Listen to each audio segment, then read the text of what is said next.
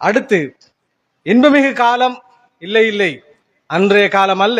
நான் தமிழ் படித்த ஒரு ஆசிரியனாக இருந்தாலும், பழைய மரபு கவிதை எழுதிய ஒரு ஆசிரியனாக இருந்தாலும், இந்த புதிய நவீன கால மக்கள் தான் இன்பமிகு வாழ்கிறார்கள் என்பதை பேசுவதற்காக உங்கள் முன் நான் ஆசிரியரும் அதிபருமான NK அப்துல் கரீம் அவர்களை அழைக்கின்றேன்.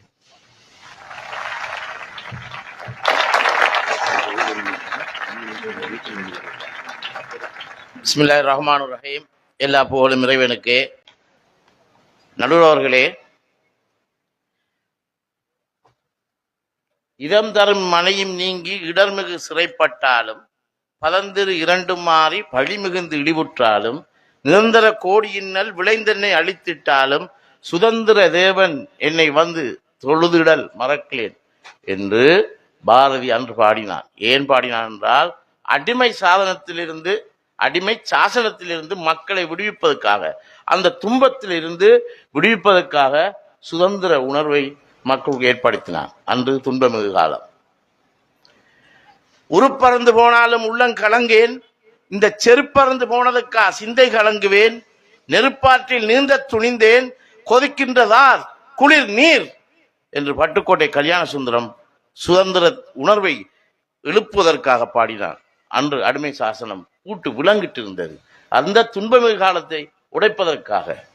மேலும் தேனாரும் ஓடுது, செங்கதிரும் சாயுது, ஆனாலும் ஏழைகள் வயிறு காயுது, வறுமை என்கிற அந்த அரக்கனை அந்த துன்பமிகு காலத்தில் விரட்டுவதற்காக பட்டுக்கோட்டை பாடினார்.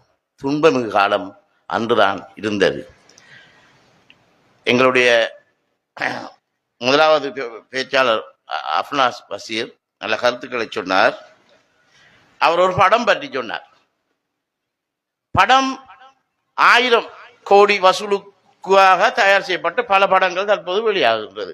தரமான படங்கள் வெளியாகின்றது. ஒவ்வொருத்தருக்கும் ஒவ்வொரு பார்வை இருக்கு.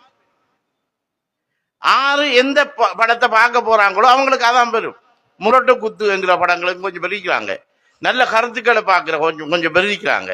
அப்ப எங்கட பார்வையில இந்த காலத்துல இன்பத்தை பெற்றுக்கொள்வதற்காக நல்ல சிறந்த படங்கள் இருக்கின்றன. எனக்கு நேரம் காணா படங்களை சொல்றதுக்கு. பாத்ரூம் என்ற ஒரு சொல் பாவித்தார், வரவேற்கின்றேன். நடுவர்களே, நீங்க நியாயத்தை பேசணும். இந்த பாத்ரூம் என்ற சொல் எப்ப வந்துச்சு? 90க்கு முந்தையா பின்னைக்கா? இப்போ பாத்ரூம் வந்திருக்கு, வாஷ்ரூம் சொல்றாங்க. இன்பமிகு காலம் இது. ஆனா நேரத்தோடு பாவிச்சது கக்குசி, அதுக்கு முந்தி பாவிச்சது புறக்கடை, மலத்துக்கு அழகா சொன்னாங்க குளத்தை. அந்த காலம் நீங்க புரிஞ்சோளுங்க. ஆசிரியரே, நீங்க இங்கிலீஷ் 90ஆம் ஆண்டுக்கு பிறகுதான் கண்டுபிடிச்ச மாதிரி தான் நீங்க உங்களோட கருத்து. இல்ல, சமூகம் வெவ்வேறு சமூகங்கள் இருக்கு. சமூகத்தில் நடந்ததான் நான் சொல்றேன்.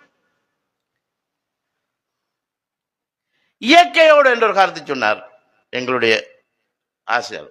இயற்கையோடு தான் மக்கள் இருந்தாங்க அந்த நேரம். இப்பயும் வைக்கிறாங்க. எங்க வைக்கிறாங்க? மையங்கணைக்கு அங்கால பேடூர் வைக்கிறாங்க.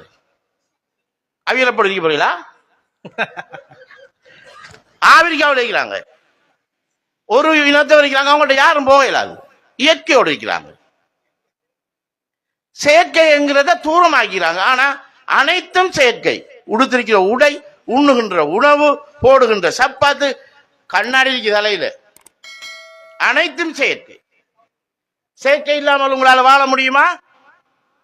இன்பமிகு காலம். நான் என்னுடைய தயார்படுத்தல் விடயத்தில் சுருக்கமாக வருகின்றேன். ஏண்டா பொறுத்தாளர் எங்களோட ரபிக் சார், பால்நிலை சமத்துவம் என்கிற ஒரு விடயம், அதாவது ஆண் பெண் சமத்துவம் என்ற ஒரு விடயம் வந்துச்சு உலகத்துல. எப்ப வந்துச்சுன்னா, அந்த காலத்துல பெண்களை அடிமைப்படுத்தி கொண்டிருந்தாங்க, போக பொருளை பாவிச்சு கொண்டிருந்தாங்க, சமைப்பதுக்கு மட்டும்தான் பாய்த்து கொண்டிருந்தாங்க. கணவர் வயலுக்கு சென்றால் கொண்டாடியை கூட்டி கொண்டு போய் தான் வரம்பு கட்டுற எல்லா வேலையும் பெண்களை. ஆனால் இந்த காலத்துல பால்நிலை சமத்துவம், பெண்களுக்கு சமமான கல்வி கற்கிற, உயர் பதவி வகிக்கின்ற அனைத்து விடயங்களிலே சமத்துவம் கொடுத்தாங்க. அதனாலதான் இன்று உலகம் முன்னேறி கொண்டிருக்கின்றது. அது அந்த காலத்தில் நண்பர்களே. அடுத்த விடயத்துக்கு வருகின்றேன். மனித உரிமை என்கிற ஒரு அம்சம் எங்கே? மனித உரிமை மீறல்கள். ஏன் மிருகங்களுக்கு விலங்குகளுக்கு கூட உரிமை மீறல்கள் இருக்கு. இப்ப ஒரு நாயை சும்மா அடிக்கல ரோட்டுல. மனித உரிமை மீறல். அந்த காலத்துல மனிதர்களுக்கு சொந்த பிள்ளைக்கு கூட தண்டனை முறை எப்படி இருந்துச்சுன்னா நெருப்பால சுட்டார்கள், திலாக்கல்ல கட்டி ஓய்த்தினாங்க. இப்ப கூட குழந்தைகளுக்கு அதை செய்ய முடியுமா? பிள்ளோட உரிமை. இது இன்பமிகு காலம். மனித உரிமை மீறல்கள் மிக மோசமாக அந்த காலத்தில் இருந்துச்சு. ஆனா இந்த காலத்துல எங்களை பாதுகாத்து கொள்றதுக்காக நீங்க இன்றைக்கு நேரடியாக களத்தில் இறங்கி நீதி கேட்கலாம், நியாயம் கேட்கலாம், போராடலாம். எத்தனை விடயங்கள்ல நீங்க போய் உரிமைகளோடு பேசலாம். ஆனா முன்பொரு காலம் ஒரு கிராமத்துக்குள்ளேயே ஒரு தலையாரி, அந்த நாட்டாம் என்றவர், அந்த ஊர் தலைவர் உங்களை கட்டுப்படுத்தி கொண்டிருப்பார். அவர் மட்டும் போடியார் அடிப்பார். மற்ற கிளம்பெல்லாம் ஆக்கணும், மாடு கட்டணும், இவங்க கொடுக்குற கூலியை எடுக்கணும். இப்ப அப்படி இல்லை.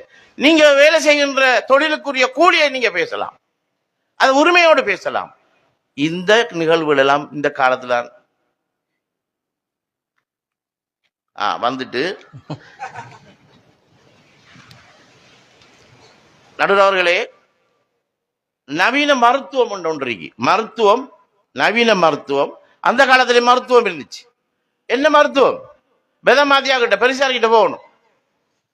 உச்சக்கட்ட மருத்துவம் அதான்.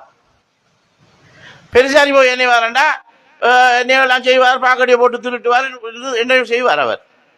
400 சுகர் இருந்து மயங்கி உளுந்து கிடந்த பெண்ணுக்கு பக்கத்துடுக்காரன் செஞ்சு போட்டான், வேப்பங்குத்து அடிச்ச காலம். வேப்பங்குத்து அடிச்ச காலம் இன்பமிகு காலமா, பெருந்துன்பமிகு காலம் அது. இப்போ அப்படியா?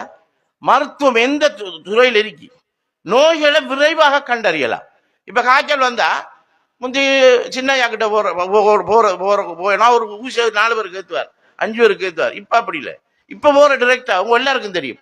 டிரெக்டா நீங்க எங்க போறா, எம்எல்டி தான் ரத்தத்தை கொடுக்குற, அவர் பார்த்து சொல்லுவார் காய்ச்சல் என்ன, மலேரியாவா, என்ன காய்ச்சல். ஒரு தடவை தான் டாக்டர் ஒரு டோஸ் தார, காய்ச்சல் விட்டு தினத்தோட. அப்படி இல்லை.